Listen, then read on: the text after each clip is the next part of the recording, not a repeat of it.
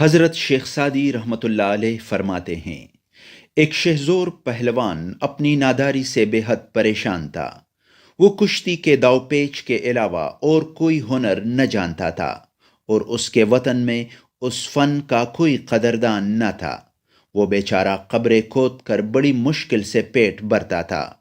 ناداری اور مفلسی کے ساتھ ساتھ اس پہلوان پر ایک بڑی مصیبت یہ آن پڑی کہ اس کے دل کا صبر و قرار بھی جاتا رہا۔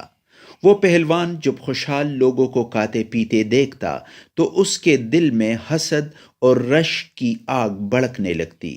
وہ سوچا کرتا تھا کہ آخر ان لوگوں میں ایسی کون سی خاص بات ہے جو یہ دن رات اس مزے میں ہے، اور مجھ میں وہ کون سی کمی ہے کہ میں اس نعمت سے محروم ہوں۔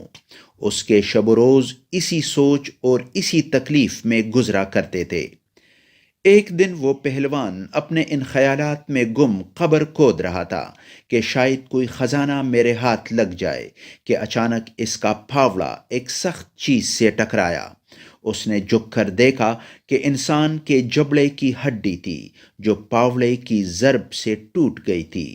پہلوان نے جبڑے کی یہ ہڈی دیکھی تو غیر اختیاری طور پر اس کی سوچ کا زاویہ بدل گیا، اور اسے ایسا محسوس ہوا کہ جیسے یہ جبڑے کی ہڈی اس سے کہہ رہی ہو کہ اے شخص، دیکھ کہ مٹی میں مل کر انسان کا کیا حال ہو جاتا ہے۔ اب یہ جبڑے کی ہڈی جو تیرے سامنے ہے، شکر کھانے والا جان یا خون جگر پینے والا سمجھ۔ دنیا میں اگر کوئی ایسا مزدور جو منو بوجھ اپنے سر پر ڈھوتا ہے، یا کوئی ایسا مالدار جو تکبر کے باعث خود کو آسمان کے برابر خیال کرتا ہے، ان دونوں کا انجام ایک ہی ہے۔ ہر قسم کی وجاہت مٹی میں مل کر مٹی ہو جاتی ہے، اور اس ناپائیدار زندگی میں کوئی چیز مستقل نہیں ماں سوائے ان نیک اعمال کے جو تو نے کیے، اور انہی نیک اعمال کی بدولت اخروی زندگی میں سکون اور آسودگی نصیب ہوگی۔